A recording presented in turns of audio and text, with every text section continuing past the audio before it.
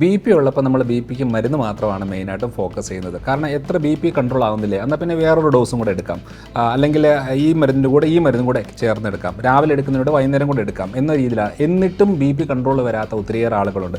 B പിയുടെ കാര്യങ്ങളിൽ എപ്പോഴും ബി പിക്ക് മരുന്നെടുക്കുന്ന ആളുകളിൽ ഏറ്റവും കൂടുതൽ നമ്മൾ ചെക്ക് ചെയ്യേണ്ട ഒരു കാര്യം എന്ന് പറയുന്നത് EGFR ആണ്. കാരണം കിഡ്നി ഫിൽട്രേഷൻ ആണ് നമ്മൾ നോക്കേണ്ടത്. ക്രിയാറ്റിൻ ലെവൽ വേരിയേഷൻ ഉണ്ടോ, യൂറിക് ആസിഡിൻ്റെ അളവിൽ കൂടുതലുണ്ടോ, കിഡ്നി ഫംഗ്ഷൻ ടെസ്റ്റുകളൊന്ന് പ്രോപ്പറായിട്ട് ചെയ്ത് നോക്കണം. കാരണം ഭൂരിഭാഗം ആളുകളിൽ ഞാൻ കൺസൾട്ടേഷൻ ചെയ്തതിനകത്ത് കിഡ്നി റിലേറ്റഡ് പ്രശ്നം വരുന്ന ആളുകളിൽ ഏറ്റവും കൂടുതൽ ഒരു 80% സാധ്യത കിടക്കുന്നത് ബി പിക്ക് മരുന്നെടുക്കുന്നവരിലാണ്. അപ്പം ബി പിക്ക് മരുന്നെടുക്കും, ബി പി കുറയ്ക്കാൻ വേണ്ടി മാത്രമാണ് ഈ മരുന്നെടുക്കുന്നത്. പക്ഷേ അതിൻ്റെ എന്ത് കാരണം കൊണ്ടാണ് ബി പി പ്രശ്നം ഉണ്ടായത്, പ്രത്യേകിച്ചും കിഡ്നി പ്രശ്നം കൊണ്ടാണോ, രക്തക്കുഴലിലെ ബ്ലോക്കുകൾ കാരണങ്ങൾ കൊണ്ടാണോ, അല്ലെന്നുണ്ടെങ്കിൽ ന്യൂട്രീഷൻ ഡെഫിഷ്യൻസി കൊണ്ടാണോ, പല പല കാരണങ്ങൾ കൊണ്ട് നമുക്ക് സ്ട്രെസ് ലെവൽ കൂടുന്നതുകൊണ്ടാണോ, ആങ്സൈറ്റി കൊണ്ടാണോ എന്നുള്ളതെല്ലാം ആ കാരണം കൂടെ ട്രീറ്റ് ചെയ്യാതെ ബി പി കൂടുന്നതിന് മാത്രം ട്രീറ്റ് ചെയ്തുകൊണ്ടിരുന്നു കഴിഞ്ഞാൽ ലാസ്റ്റ് അത് കിഡ്നി നല്ല രീതിയിൽ ബാധിക്കും. അതുകൊണ്ട് ഇതുവരെ ആരെങ്കിലും ബി പിക്ക് മരുന്നെടുക്കുന്നുണ്ടെങ്കിൽ അവർ EGFR എന്ന് പറഞ്ഞ ബ്ലഡ് ടെസ്റ്റും കിഡ്നി ഫംഗ്ഷൻ ടെസ്റ്റും നിർബന്ധമായിട്ടും ചെക്ക് ചെയ്ത് നോക്കണം. വെറുതെ ഉപ്പ് മാത്രം കഴിക്കുന്നതുകൊണ്ട് മാത്രമല്ല ബി പി കൂടുന്നത്, പല കാരണങ്ങളുണ്ട്. ഇപ്പം പൊട്ടാഷ്യം ലെവൽ കുറഞ്ഞാൽ സോഡിയം ലെവൽ കൂടും, അല്ലെങ്കിൽ ബി പി കൂടും.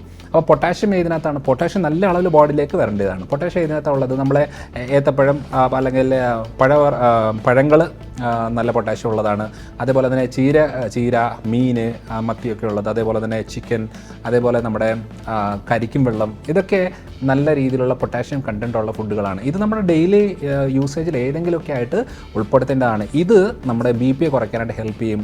കാരണം ഉപ്പ് കഴിച്ചത് കൊണ്ടാണ് ബി പി കൂടുന്നതെങ്കിൽ ഉപ്പ് കഴിക്കുന്ന എല്ലാവർക്കും ബി പി കൂടേണ്ടതല്ലേ? പക്ഷേ അതല്ല. അപ്പോൾ അതുകൊണ്ട് ഏതാണ് ഡാമേജ് വന്നേക്കുന്നത്, എന്ത് കാരണം കൊണ്ടാണ് വന്നേക്കുന്നത്, കാരണം കിഡ്നിയുടെ ഡാമേജ് വരാതെ നമ്മൾ പ്രിവെൻറ്റ് ചെയ്യണമെന്നുണ്ടെങ്കിൽ ബി പി ഉള്ള ആളുകളിൽ ഈ കാര്യം കൂടെ മനസ്സിൽ വെച്ചുകൊണ്ട് വേണം നമ്മൾ ചികിത്സിക്കാനായിട്ട്.